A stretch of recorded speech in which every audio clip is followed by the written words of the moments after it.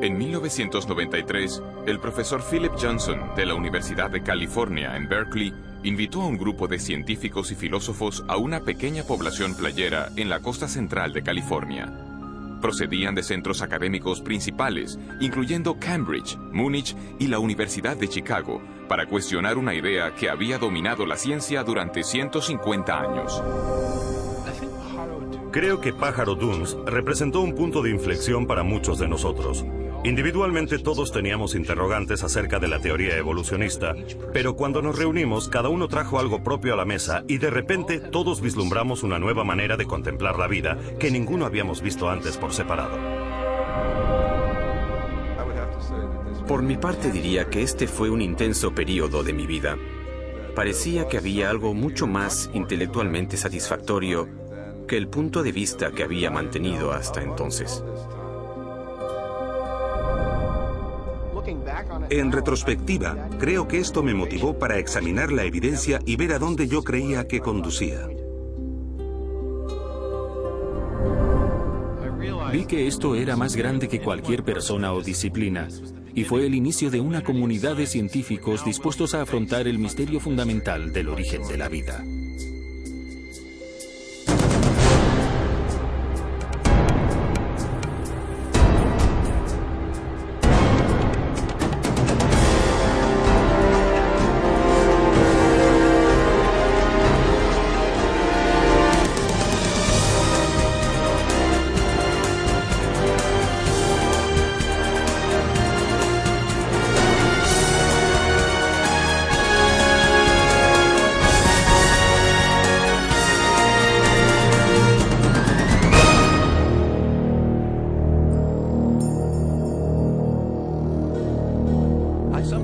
A veces me pregunto cómo es que alguien habla de alguna otra cosa, porque no hay nada más interesante que esto. ¿De dónde venimos? ¿Cómo hemos llegado aquí? ¿Qué nos trajo a la existencia? ¿Cuál es nuestra relación con la realidad como un todo?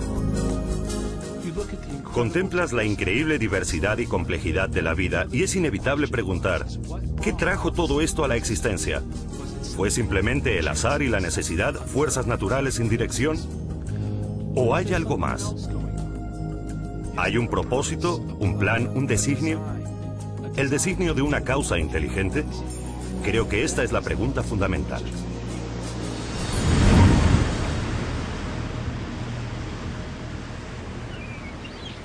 Los científicos de Pájaro Dunes emprendieron un nuevo examen del misterio del origen de la vida, porque cada uno tenía dudas acerca de las ideas evolucionistas generalmente aceptadas.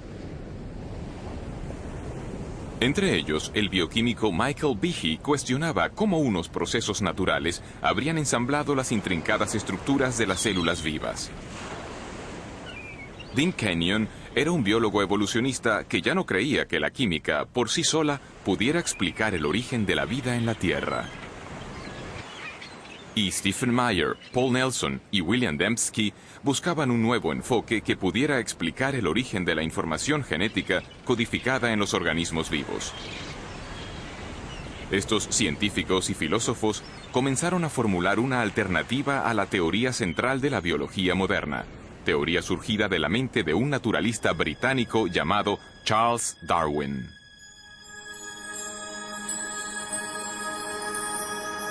En 1831, Darwin, que a la sazón tenía 22 años, se incorporó a una expedición de exploración de 5 años organizada por el Imperio Británico. Zarpó de Inglaterra en la goleta HMS Beagle, navegó alrededor del extremo sur de América del Sur. Luego se dirigió rumbo al norte, hacia una cadena de islas volcánicas en el Pacífico, las Islas Galápagos.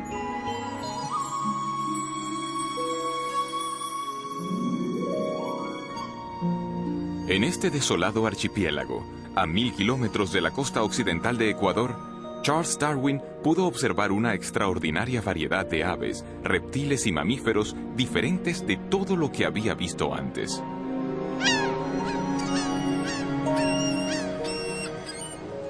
Durante más de un mes, Darwin estudió la vida vegetal y animal, tomó abundantes notas y recogió especímenes. Luego, partió para no volver jamás. Durante 25 años desarrolló una teoría que explicaba el origen de las diversas formas de vida sobre la Tierra. En 1859, Darwin publicó un libro titulado Sobre el origen de las especies. Su impacto sobre la ciencia y a la larga sobre toda la cultura occidental fue espectacular. Darwin argumentó que toda la vida era producto de unas fuerzas naturales sin dirección alguna, el tiempo, el azar y un proceso que él designó como selección natural. Durante 2500 años antes de Darwin, la mayoría de los científicos y filósofos destacados, personas como Platón, Newton o Kepler, habían contemplado el mundo como resultado de alguna clase de designio o plan. Pero con la idea de la selección natural de Darwin, se da un giro radical y se pone en movimiento un verdadero cambio en la filosofía científica. Darwin no fue el primer científico en proponer una teoría de la evolución, pero sí fue el primero en proponer un mecanismo naturalista plausible que podía producir un cambio biológico a lo largo de inmensos periodos de tiempo. Para comprender cómo actúa la selección natural, consideremos las poblaciones de pinzones que Darwin encontró en las Islas Galápagos. 13 especies de pinzones habitan en las Islas Galápagos y varían sutilmente por lo que respecta a tamaño corporal y a la forma del pico. Darwin volvió a Inglaterra con 9 especies diferentes de estos pájaros. Según la teoría darwinista contemporánea, las diferencias en los tamaños y en las formas de los picos de los pájaros son el resultado directo de la selección natural. Un ejemplo que se cita a menudo es el de especies de pinzones granívoros.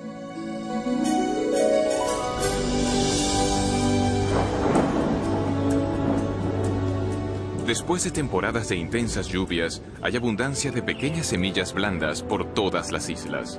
Los pájaros con picos cortos pueden conseguir alimento con facilidad. Sin embargo, durante periodos de sequía, las únicas semillas disponibles están protegidas dentro de cáscaras duras y resistentes que permanecen en el suelo desde el año anterior. En estas circunstancias, solo pájaros con picos más largos y aguzados pueden romper las cáscaras y comer las semillas. Los pájaros con picos más largos sobreviven porque pueden alcanzar el alimento, mientras que otros pájaros no pueden. Así, el pico largo les confiere en este caso lo que los biólogos ahora llaman una ventaja funcional. Desafortunadamente, los pinzones con picos más pequeños mueren de hambre por no poder alcanzar el alimento. Si las condiciones de sequía persisten, el medio causa un cambio en los rasgos de toda la población de pinzones. Con el paso del tiempo, los picos largos pasan a sucesivas generaciones porque estos picos capacitan a los pájaros para sobrevivir. La selección natural era una idea convincente. Las variaciones físicas que resultaban ventajosas eran heredadas por generaciones sucesivas. Por medio de este proceso se alteraban las poblaciones y, con el paso del tiempo, surgirían organismos fundamentalmente diferentes, sin ninguna clase de dirección inteligente. Darwin quería explicarlo todo en la historia de la vida en términos de procesos naturales, no inteligentes, carentes de designio. Y cuando buscó una explicación, lo que encontró fue que un proceso que podía observar en las poblaciones domesticadas también funciona en el ambiente natural. Darwin conocía bien la crianza doméstica de animales. Él mismo había estudiado la crianza de palomas y sabía que, durante siglos, los criadores habían logrado cambios espectaculares en poblaciones seleccionando ciertos ejemplares. Darwin solo sugirió que este mismo proceso también opera en el ámbito natural. Para Charles Darwin, la selección natural explicaba la apariencia de designio sin un diseñador. Ya no había más necesidad de invocar una causa inteligente para la complejidad de la vida. De hecho, la selección natural pasó a ser como un diseñador sustituto. En la actualidad, el darwinismo se da generalmente por sentado en el campo científico y en el mundo académico.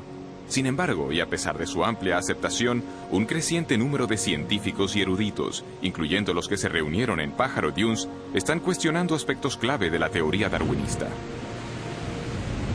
Cuando nos reunimos en Pájaro Dunes, desde luego no estábamos de acuerdo en todo, pero compartíamos una verdadera insatisfacción con el mecanismo de la selección natural y con el papel que se le daba en las explicaciones biológicas. La selección natural es un proceso real y funciona para explicar ciertas clases limitadas de variación. los cambios a pequeña escala. De hecho, tenemos muchos ejemplos de eso. Para lo que no funciona bien es para explicar lo que Darwin creía que podría explicar, la verdadera complejidad de la vida. Tenemos un pico de pinzón y luego tenemos el pinzón mismo. Un pequeño cambio en la estructura del pico frente al origen del organismo como tal. Son fenómenos de escala diferente. Son problemas de clase diferente. Y el problema importante para la biología es comprender dónde funciona la selección natural y dónde no funciona, y el porqué de la diferencia. La evidencia es muy convincente, y todos teníamos la sensación de que si dejábamos que la evidencia hablase por sí misma, nos llevaría en una dirección muy diferente, que nos alejaría de la selección natural hacia una conclusión distinta acerca del origen y de la naturaleza de la vida sobre la Tierra.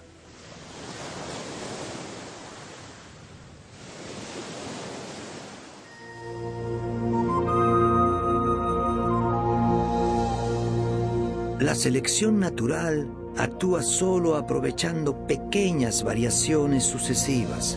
Nunca puede hacer un gran salto repentino, sino que ha de avanzar por pasos cortos y seguros, aunque lentos.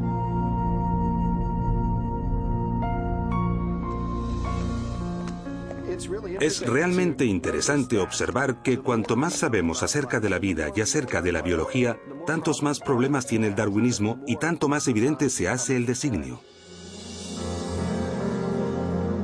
Desde 1988, el Dr. Michael Behe ha investigado sistemas biológicos complejos que parecen desafiar la explicación de la selección natural. Durante muchos años creí que la evolución darwinista explicaba lo que veíamos en biología. No porque yo viera cómo podía verdaderamente explicarlo, sino porque me dijeron que lo explicaba. En las escuelas me enseñaron biología darwinista. Y luego, en la facultad y en los estudios de posgrado, viví un ambiente que daba por sentado que la evolución darwinista explicaba la biología. Y de nuevo, no vi ninguna razón para dudarlo. No fue sino hasta hace unos 10 años que leí un libro llamado Evolución, una teoría en crisis, de un genetista australiano llamado Michael Denton, donde exponía una gran cantidad de argumentos científicos contra la teoría darwinista que yo nunca había oído antes. Y los argumentos parecían bastante convincentes. En ese momento comencé a sentirme un poco molesto porque pensaba que me habían estado guiando por un camino falso. Aquí había una buena cantidad de sólidos argumentos, y yo había hecho el doctorado en bioquímica, era miembro de la facultad, y nunca había ni oído hablar de estas cosas. Y así, a partir de ese momento, me interesé en el tema de la evolución, y desde entonces he decidido que los procesos darwinistas no son toda la explicación para la vida. El escepticismo de Michael Behe parte en buena medida de lo que la moderna biología ha descubierto acerca de la unidad más fundamental de la vida, la célula. En el siglo XIX, en vida de Darwin, los científicos creían que la base de la vida, la célula, era un simple glóbulo de protoplasma, como un pequeño fragmento de gelatina o algo que no era difícil de explicar en absoluto. Esta percepción no cambió demasiado hasta los 50, pero a lo largo de la última mitad del siglo XX, nuestro conocimiento de la célula ha avanzado de manera formidable.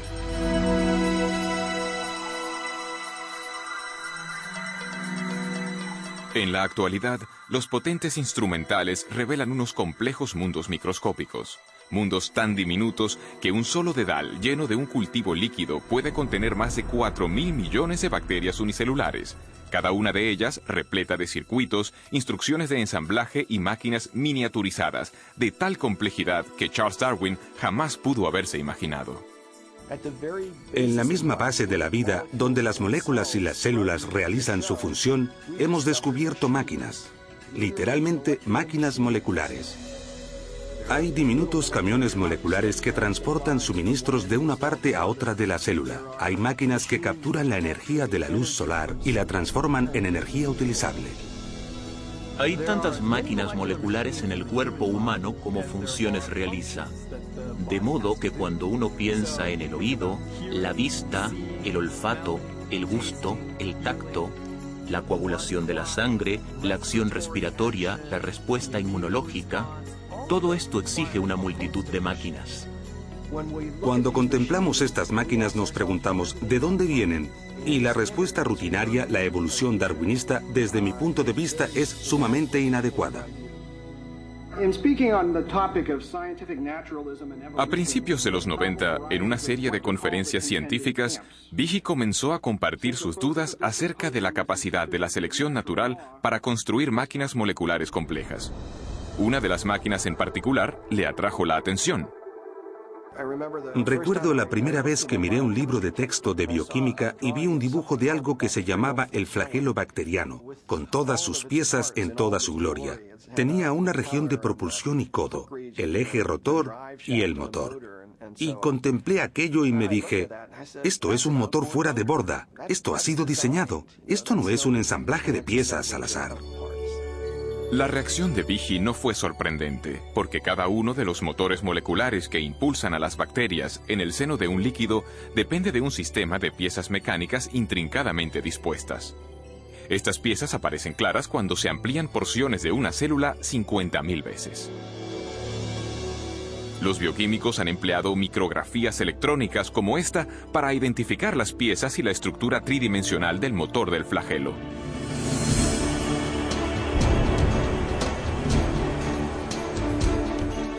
Con esta investigación han desvelado una maravilla de ingeniería a escala miniaturizada.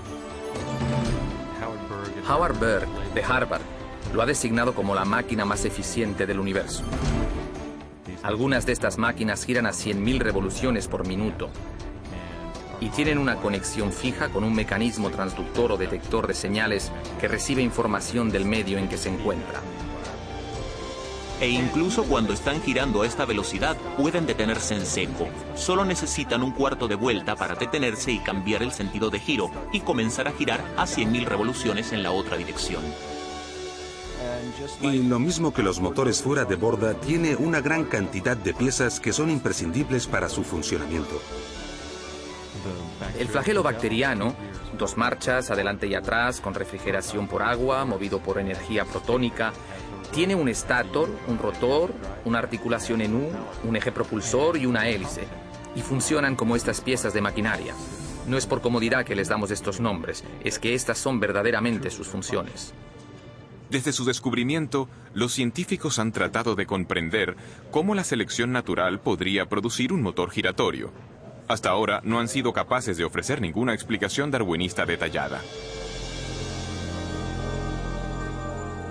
Para ver por qué, debemos comprender una característica de las máquinas moleculares que se conoce como complejidad irreducible. La complejidad irreducible es un término acuñado por Michael Behe en su descripción de estas máquinas moleculares. Básicamente lo que enuncia es que se tiene una multiplicidad de piezas para la composición de cualquier organela o sistema dado dentro de una célula, todas ellas necesarias para la función. Es decir, si se elimina una pieza, el sistema pierde su función. La idea de la complejidad irreducible se puede ilustrar mediante una conocida máquina no biológica, una ratonera. La ratonera está compuesta de 5 piezas fundamentales: un gatillo en el que se pone el cebo, un muelle potente, una delgada varilla doblada conocida como martillo, una barra retenedora para asegurar el martillo en su lugar y una base sobre la que se monta todo el sistema. Si falta cualquiera de estas piezas o es defectuosa, el mecanismo no funcionará. Han de estar presentes simultáneamente todos los componentes de este sistema irreduciblemente complejo para que la máquina cumpla su función: atrapar ratones. La complejidad irreducible se aplica también a las máquinas biológicas, incluyendo el motor flagelar bacterial. En total hay alrededor de 40 piezas proteínicas diferentes que son necesarias para que esta máquina funcione. Y si falta cualquiera de estas piezas, entonces o bien obtendremos un flagelo que no funciona debido a que le falta el codo o el eje de transmisión o lo que sea, o bien ni siquiera se montará dentro de la célula. En términos evolutivos, tenemos que poder explicar cómo se puede construir este sistema de forma gradual cuando no hay función hasta que se tienen todas estas piezas en su sitio.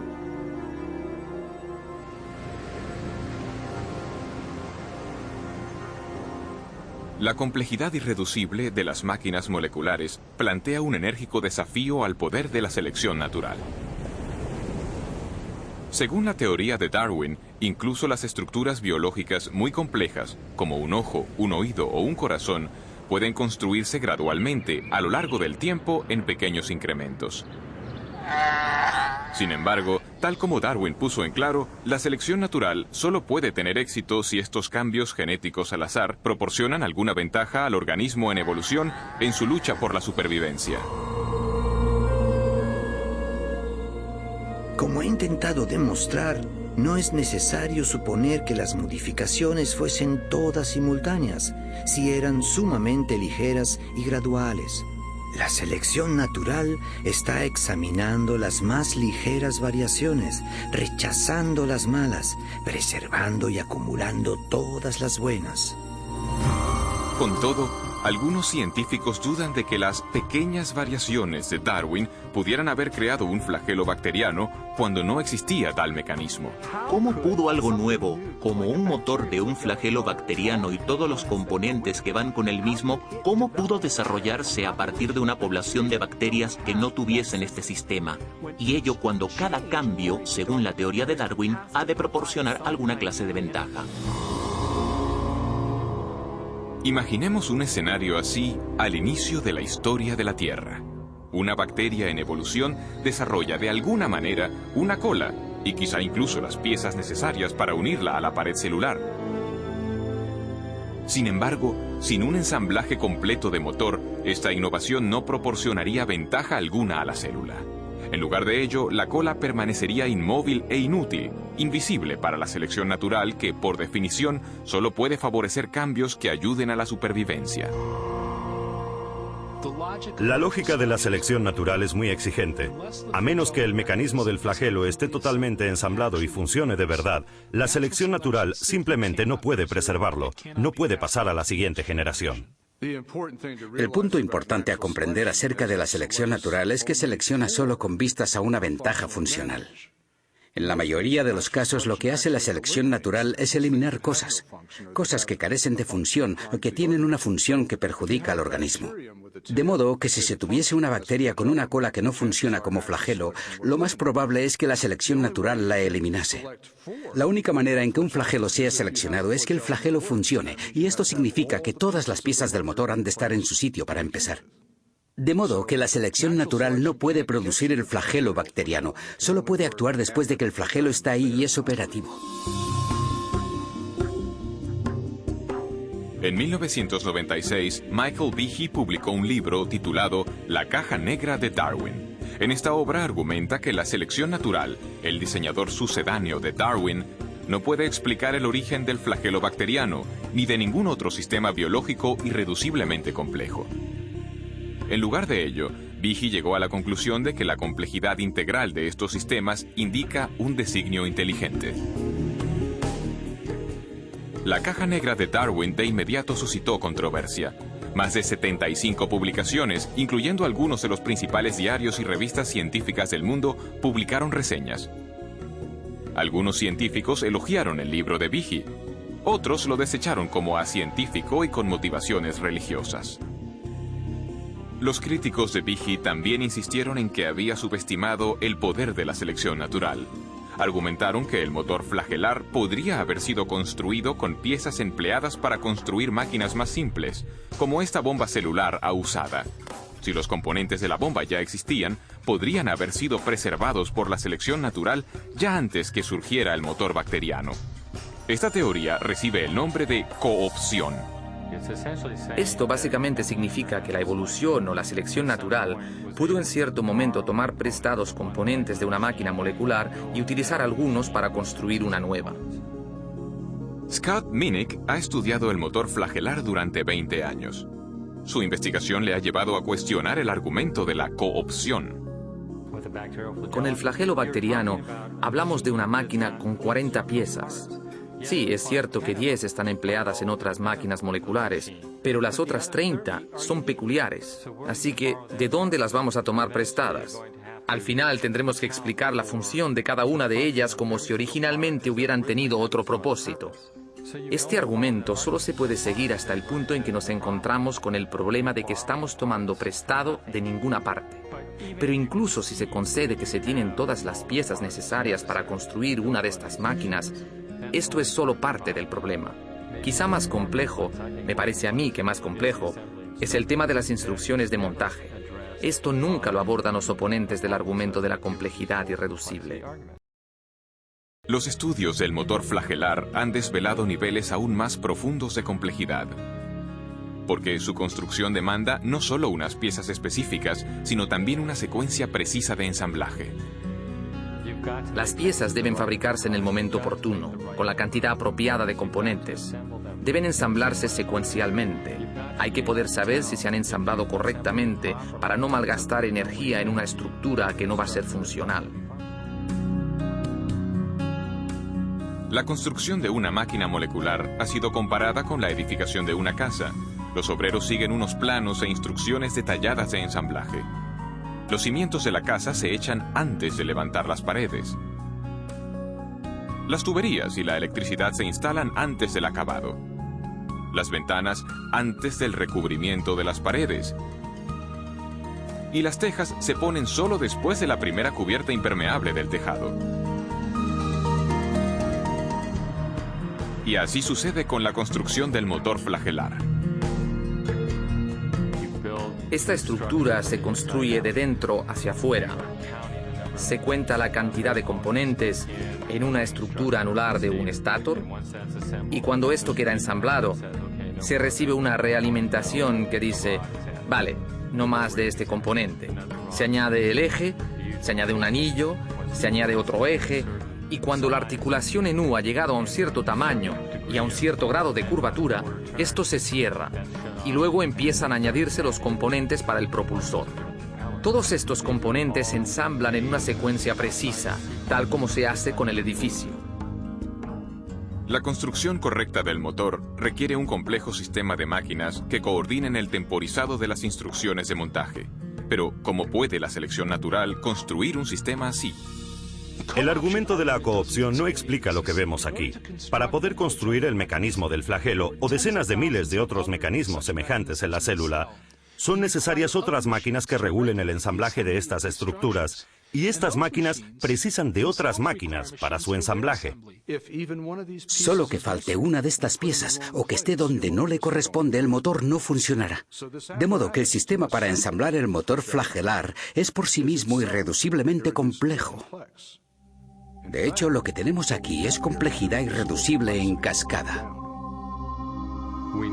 Sabemos mucho acerca del flagelo bacteriano.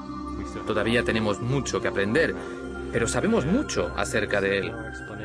Y no hay explicación acerca de cómo esta compleja máquina molecular fue jamás producida por un mecanismo darwinista.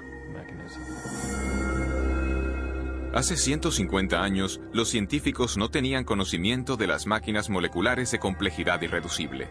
Sin embargo, Charles Darwin consideró la dificultad de que sistemas como estos podrían plantear a su teoría. Si pudiera demostrarse que existió un órgano complejo que no se formó por numerosas y ligeras modificaciones sucesivas, mi teoría fracasaría por completo.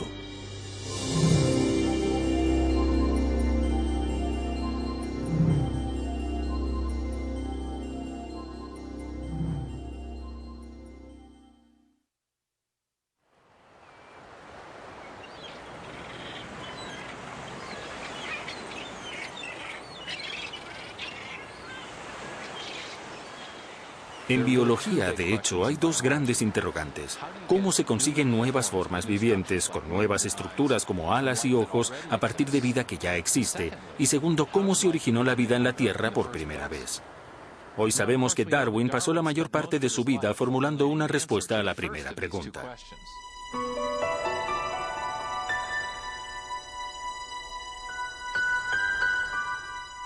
Charles Darwin comparaba la historia de la vida en la Tierra con un gran árbol con ramas.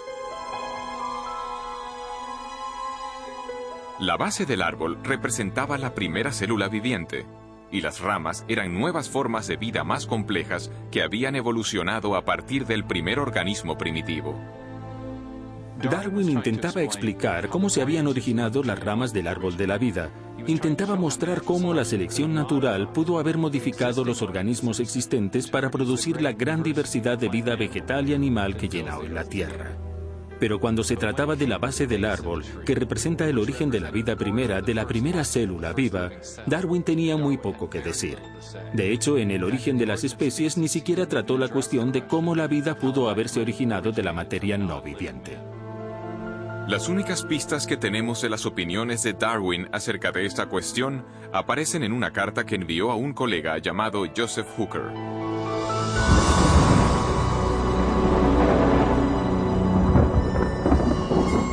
Por lo que respecta a la primera producción de un organismo viviente, sí, y oh, qué gran sí, pudiéramos imaginarnos en algún pequeño y cálido estanque con toda clase de sales amoniacales y fosfóricas, luz, calor y electricidad presentes, que se formase químicamente un compuesto proteínico listo para sufrir cambios aún más complejos.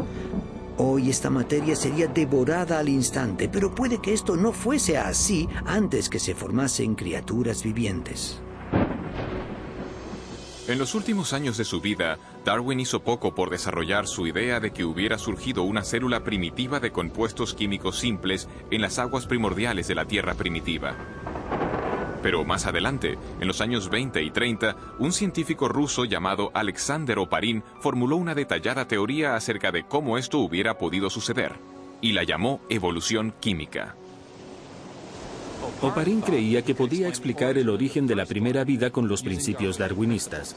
Imaginó unos compuestos químicos simples que se combinaban y recombinaban para formar moléculas mayores, y estas moléculas más grandes se organizaban a sí mismas con la ayuda de variaciones al azar y de la selección natural para constituir la primera célula primitiva.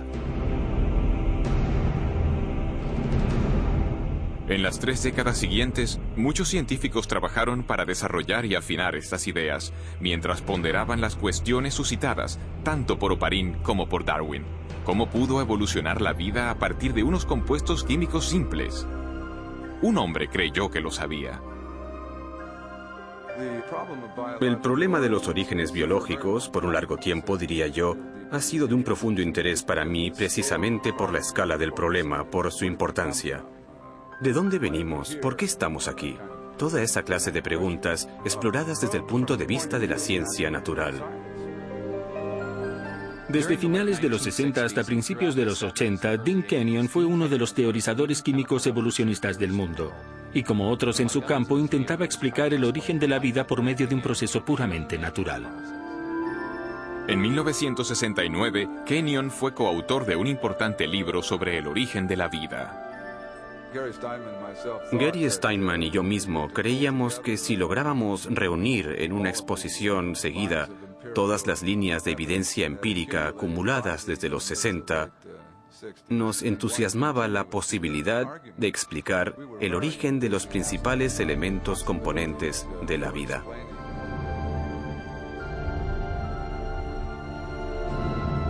A pesar de su optimismo, Kenyon se enfrentaba con un problema importante.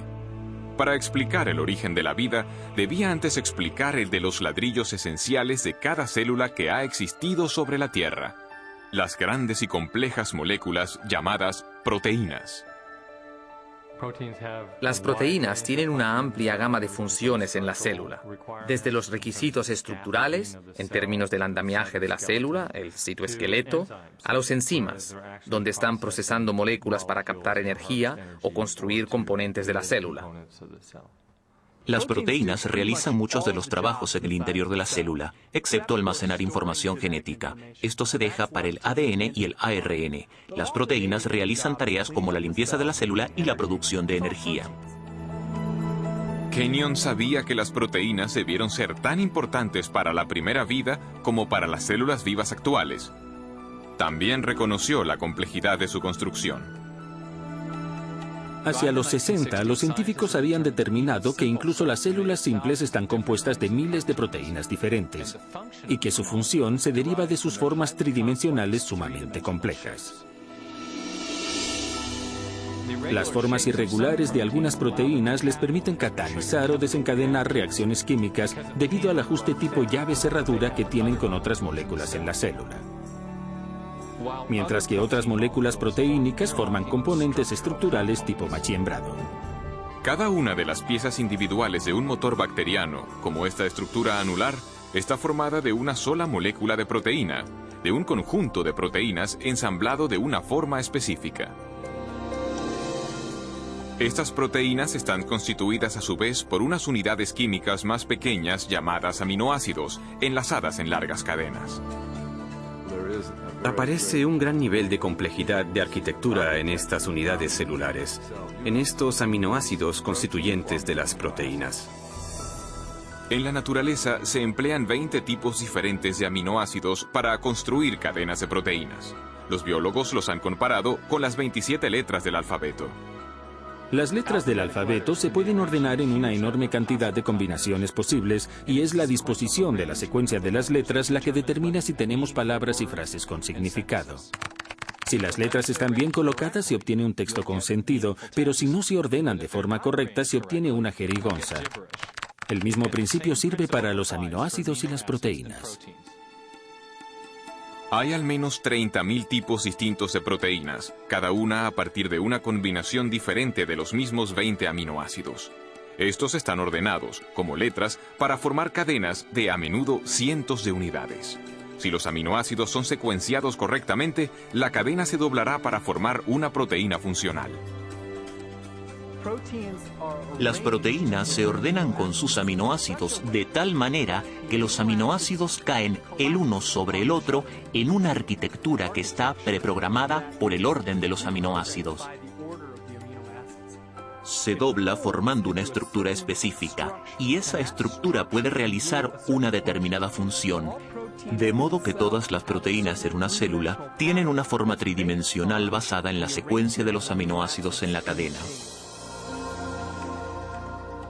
Esta disposición es crítica, porque si los aminoácidos están secuenciados de manera incorrecta, se forma una cadena inútil, y en vez de doblarse para formar una proteína, será destruida dentro de la célula.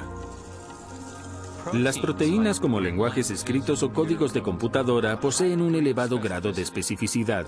La función del todo depende de la disposición precisa de las partes individuales. Pero, ¿qué es lo que produce el secuenciado preciso de los aminoácidos que da lugar a las formas y funciones específicas de las proteínas? Durante los 50 y 60, los descubrimientos acerca de las estructuras de las proteínas obligaron a los biólogos a hacer frente a este misterio. Dean Kenyon creía que lo podría solucionar. En su libro Predestinación bioquímica, Kenyon y su coautor Gary Steinman propusieron una sugerente teoría.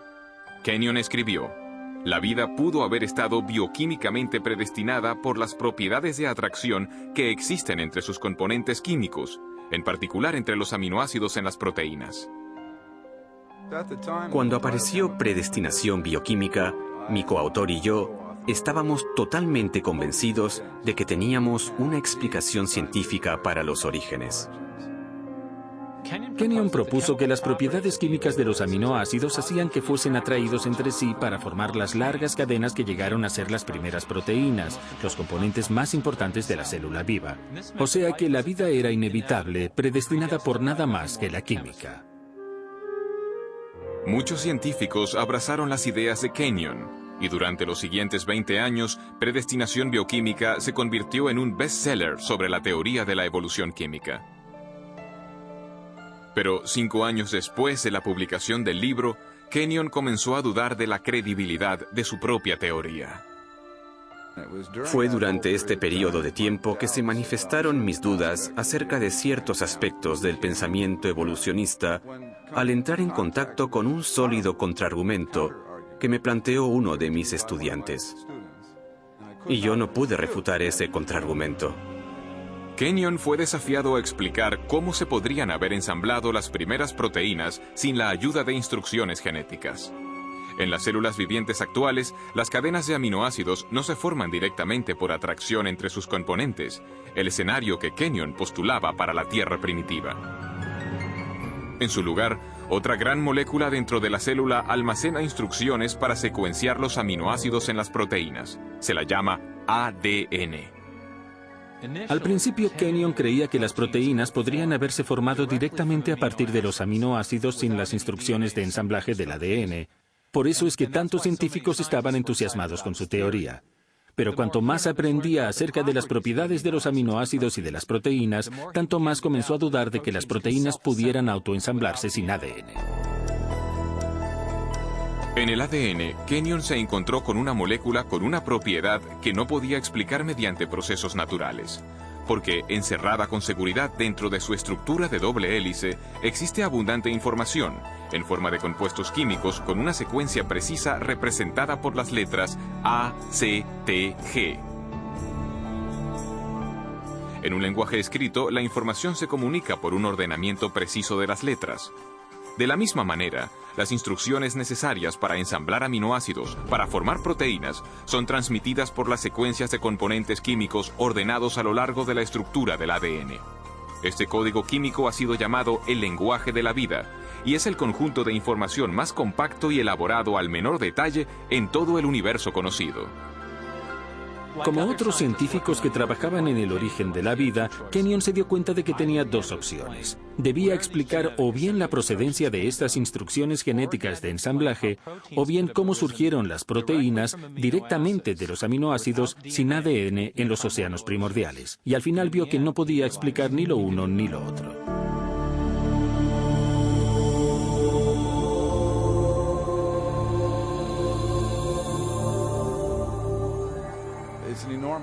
Es un enorme problema cómo hubiera podido reunirse en un diminuto volumen submicroscópico del océano primitivo todos los cientos de diferentes componentes moleculares que se necesitarían para establecer un ciclo de autorreplicación. Y así fue como mis dudas acerca de si los aminoácidos podrían ordenarse a sí mismos en secuencias biológicas con significado, sin la presencia de un material genético preexistente, llegaron, para mí, a un punto intelectual decisivo hacia el final de la década de los 70. Mientras Kenyon reevaluaba su teoría, nuevos descubrimientos bioquímicos debilitaron más aún su convicción de que los aminoácidos se organizaran ellos solos para formar proteínas. Cuanto más efectuaba mis propios estudios, incluyendo un periodo en el Centro de Investigaciones Ames de la NASA, tanto más evidente se hacía que había múltiples dificultades con la explicación de la evolución química. Y el posterior trabajo experimental demostró que los aminoácidos no tienen la capacidad de ordenarse a sí mismos para formar ninguna secuencia biológica con significado. Enfrentado a crecientes dificultades con su propia teoría y a un creciente cuerpo de datos científicos acerca de la importancia del ADN, Kenyon se vio forzado a hacer frente a la absoluta necesidad de la información genética. Cada vez más pensaba en la alternativa que se presentaba en la crítica y en el enorme problema que todos los que trabajamos en este campo habíamos descuidado de afrontar, el problema del origen de la información genética misma. Entonces tuve que reexaminar toda mi posición tocante a los orígenes. Para Dean Kenyon, un nuevo interrogante llegó a ser el foco de su investigación en búsqueda del origen de la vida. ¿Cuál era la fuente de la información biológica en el ADN? Si se podía llegar al origen de los mensajes codificados dentro de la maquinaria viviente, entonces habríamos dado con algo intelectualmente mucho más satisfactorio que esta teoría de evolución química. Kenyon se daba cuenta de que las alternativas se iban reduciendo. Para la década de los 70, la mayoría de los investigadores rechazaba la idea de que la información necesaria para construir la primera célula se produjera por el mero azar.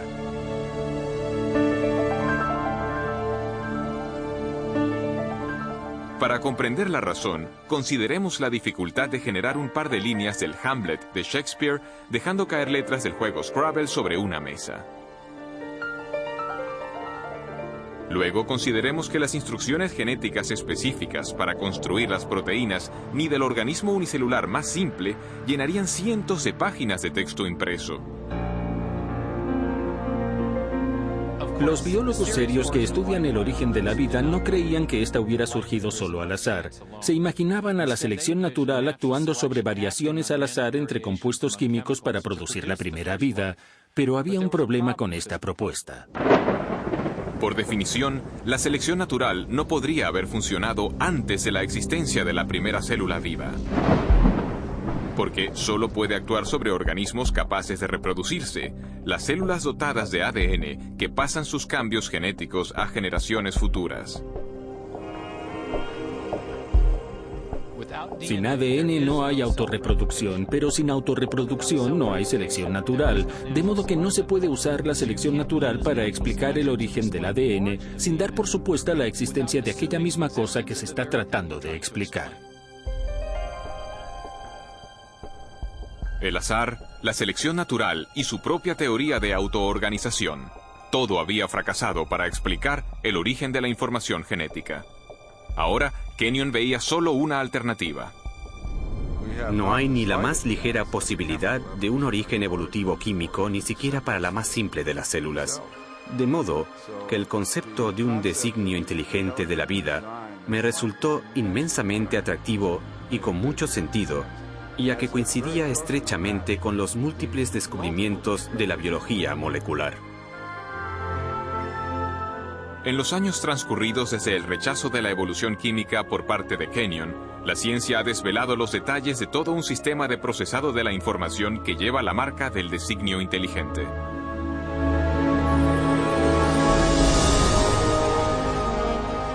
Con animación por computadora podemos entrar en la célula para ver este asombroso sistema en acción.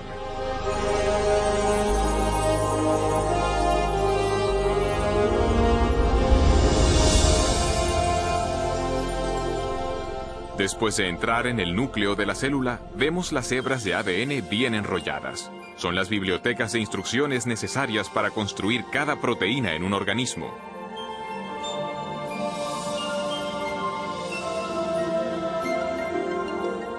En un proceso conocido como transcripción, una máquina molecular desenrolla primero una sección de la hélice del ADN para exponer las instrucciones genéticas necesarias para ensamblar una molécula específica de proteína. Otra máquina copia luego estas instrucciones para formar una molécula llamada ARN mensajero.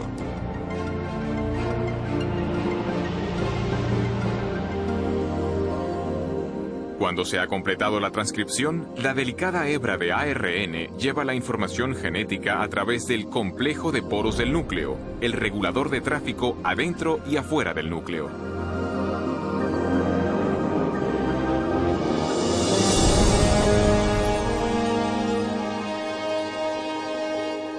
La hebra de ARN mensajero se dirige a una fábrica molecular en dos partes llamada ribosoma. Después de fijarse con seguridad, comienza el proceso de traducción.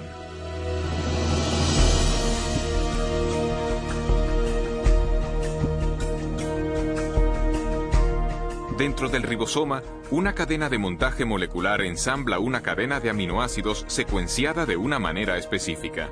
Estos aminoácidos son transportados desde otras partes de la célula y luego son ensamblados en cadenas a menudo de cientos de unidades de longitud. Su orden de secuencia determina la clase de proteína manufacturada.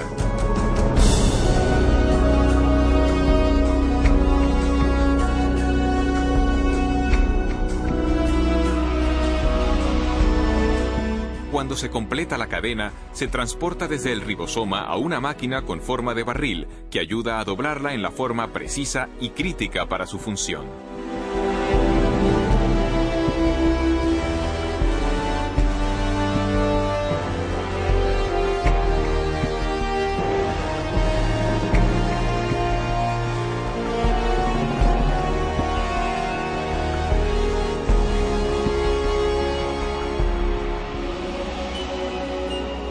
Después que la cadena queda doblada como proteína, es liberada y conducida por otra máquina molecular al lugar exacto donde se la necesita.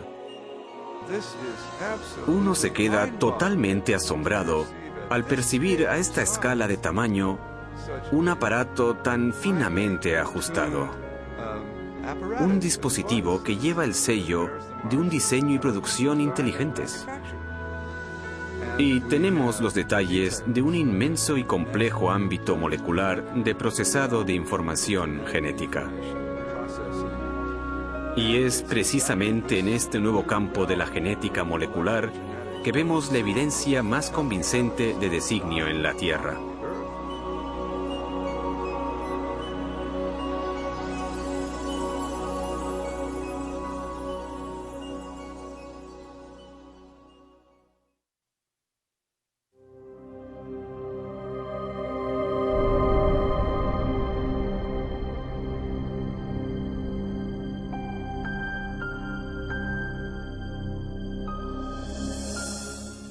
Cuando observo máquinas moleculares o el proceso increíblemente complejo por el que se dividen las células, debo preguntarme, ¿es posible que haya una inteligencia detrás de todas estas cosas? ¿Que haya un plan y un propósito para esta estructura? La ciencia debería ser una investigación en búsqueda de la verdad acerca del mundo.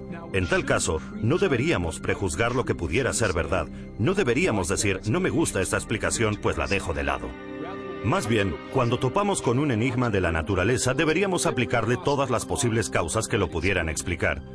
Uno de los problemas que tengo con la teoría de la evolución es que excluye artificialmente un tipo de causa incluso antes de que la evidencia haya tenido la posibilidad de hablar, y la causa que se excluye es la inteligencia.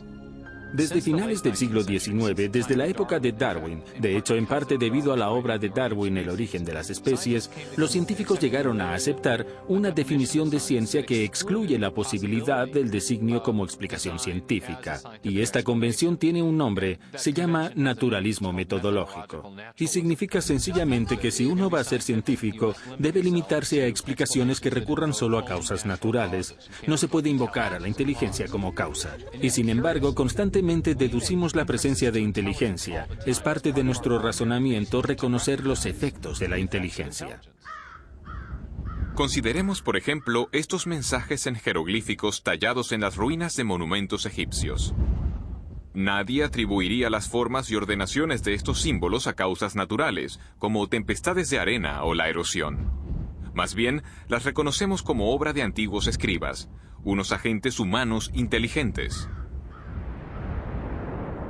Un razonamiento similar nos lleva a concluir que las misteriosas figuras de piedra de la isla de Pascua no se formaron por la acción del viento y del agua durante largos espacios de tiempo. Tampoco pretendemos que las plantas puedan adquirir estas formas tan familiares sin alguna clase de dirección inteligente. Constantemente hacemos estas inferencias y sabemos que son correctas, pero la cuestión es, ¿en base a qué sacamos estas conclusiones? ¿Cuáles son los rasgos que nos permiten reconocer la inteligencia?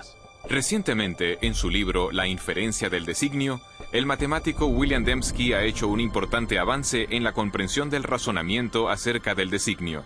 Dembski ha identificado los rasgos específicos de los artefactos que nos llevan a reconocer una actividad inteligente previa.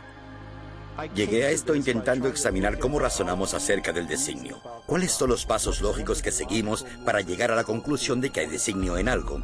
De modo que lo que estoy intentando es establecer unos criterios fiables, empíricos y científicamente rigurosos para decidir si algo es realmente resultado de un designio. Estaba examinando la lógica de esta cuestión y lo que descubrí es que se necesita improbabilidad y especificación, la clase correcta de diseños objetivos. Según Dembski, los humanos detectamos correctamente la actividad de la inteligencia cuando observamos un objeto o sucesos sumamente improbables, que además concuerdan con un diseño reconocible. Precisamente es esta clase de diseño la que se encuentra en los Montes Negros de Dakota del Sur. Si uno viaja por el oeste americano, puede ver una gran diversidad de formas en las laderas montañosas, y la mayor parte no tiene ningún sentido. Son solo rocas dispuestas de diversas formas. Pero lo que no ve en laderas montañosas son los rostros de Lincoln, Jefferson, Teddy Roosevelt y George Washington. El único lugar donde se ve esto es en Dakota del Sur, y la razón de que estén ahí es que un escultor excéntrico decidió que quería honrar a estos presidentes pasando la mayor parte de su vida tallando sus rostros en la ladera de este monte. Este diseño es improbable. Una ladera aleatoria es también improbable, pero una ladera aleatoria no especifica nada. Pero sabemos que hubo 4 personas que fueron presidentes de los Estados Unidos que tenían unos rostros con unos rasgos determinados, y estos rasgos en las montañas de Dakota del Sur concuerdan con los que aparecen en otras partes. Si miro los rostros, reconozco al momento que concuerdan con los de los 4 presidentes conocidos por las monedas o retratos en la National Gallery o por ilustraciones en libros. Y así comprendo que en el Monte Rushmore no solo tenemos una configuración rocosa sumamente improbable, sino una que concuerda con un diseño dado independiente y que indica inteligencia de forma fiable. Así, tenemos una pequeña probabilidad, especificación. Es designio.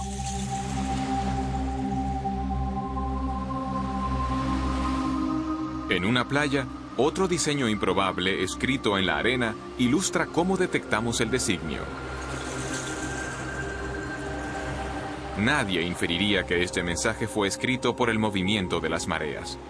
Al contrario, por las características de este diseño, identificamos las palabras como producto de la inteligencia.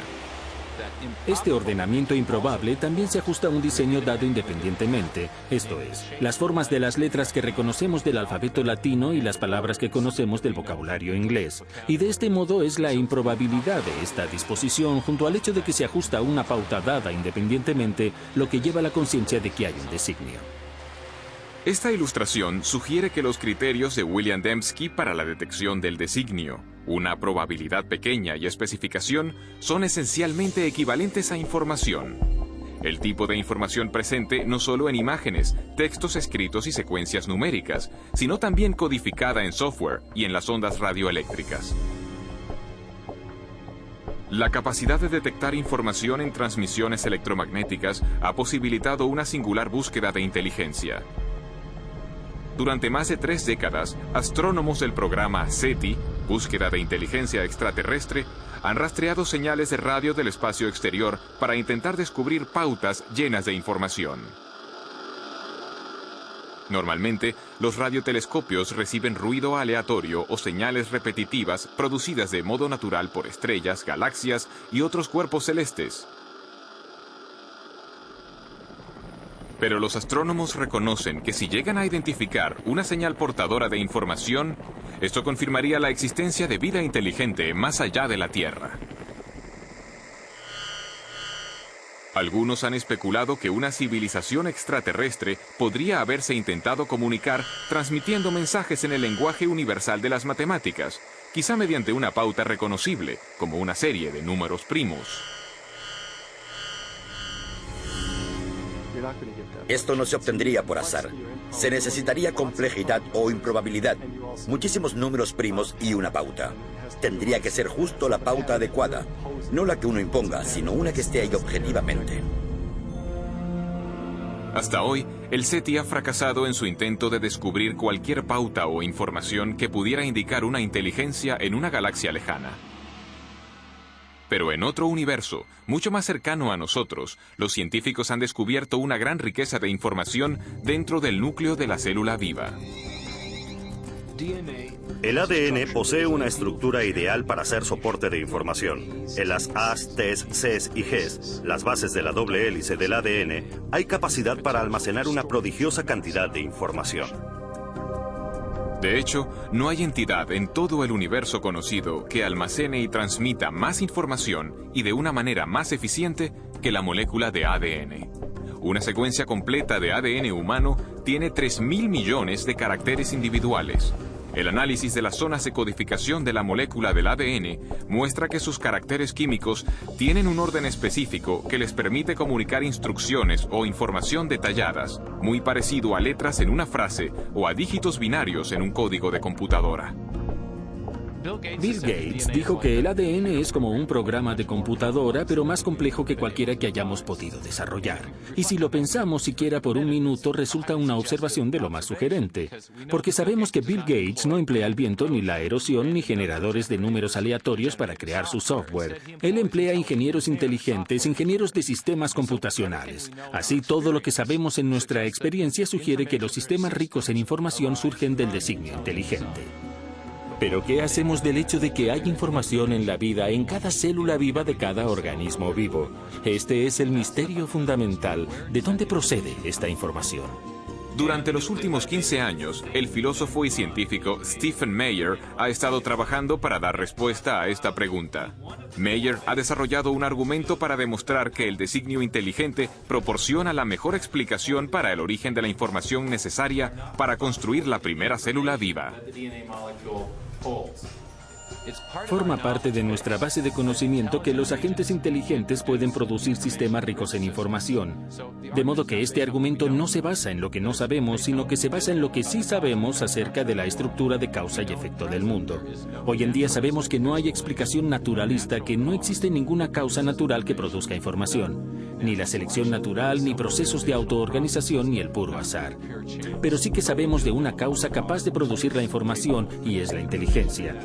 Así que cuando alguien infiere designio por la presencia de información en el ADN, de hecho, está haciendo lo que en las ciencias históricas se denomina una inferencia hacia la mejor explicación. De modo que cuando encontramos un sistema rico en información en la célula, concretamente en la molécula de ADN, podemos inferir que una inteligencia entró en juego en su origen, incluso aunque no estuviéramos allí para observar el origen del sistema. El trabajo de Meyer sobre el origen de la información genética forma ahora parte de un creciente alegato científico en favor del designio, surgido de una reunión de científicos y filósofos en la costa central de California en 1993. Su objetivo era reexaminar una idea que había dominado la biología durante más de un siglo. Durante el proceso concibieron una teoría que se ha conocido como designio inteligente. Para mí, la gran promesa del designio es que nos da un nuevo instrumento y una explicación que pertenecen al conjunto de instrumentos de la ciencia. Las causas inteligentes son reales, dejan evidencia de su existencia. Y una ciencia sana es una ciencia que busca la verdad y que deja que la evidencia hable por sí misma. El argumento a favor del designio inteligente se basa en una observación de los hechos.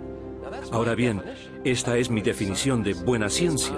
Es observación de los hechos. Y cuando se observan los hechos, como lo hizo Michael Behe, ¿qué es lo que se observa? Se observa este increíble diseño de complejidad interrelacionada. Y la forma como llegamos a la conclusión de un designio inteligente para el flagelo bacteriano es la misma que para un motor fuera de borda. En el fuera de borda vemos cómo las piezas interactúan y sabemos que esto lo hizo alguien. El razonamiento es el mismo para las máquinas biológicas, de modo que la idea del designio inteligente es totalmente científica. Desde luego, puede que tenga implicaciones religiosas, pero no depende de premisas religiosas. Cuando observo la evidencia objetivamente, sin excluir la posibilidad de designio, sencillamente el designio se destaca como la explicación más probable. Y por eso creo que es la correcta. Creo que el designio vuelve a estar sobre la mesa. Estos sistemas no pueden explicarse por ley natural. Y si buscamos la verdad y realmente están diseñados, si hay que ser ingenieros de sistemas para comprenderlos, entonces, ¿cuál es el problema? Uno va a donde los datos le llevan. Y las implicaciones, sí, claro, tienen profundas implicaciones metafísicas, pero si es así, que así sea. Por tanto, es una idea impactante que el universo sea racional y comprensible, con la rúbrica de una inteligencia suprema que ha querido que este mundo sea comprendido. Y es algo que garantiza el programa de la ciencia, porque entonces uno puede contemplar el mundo y el mundo tendrá sentido. Si todo fuese simplemente un conjunto caótico, no habría motivo para esperar racionalidad ahí. Pero si realmente es el producto de una mente, entonces uno puede investigar y la ciencia se convierte en ese maravilloso proyecto de resolver el rompecabezas donde uno puede esperar encontrar racionalidad, belleza y comprensibilidad justo en el fundamento mismo de las cosas.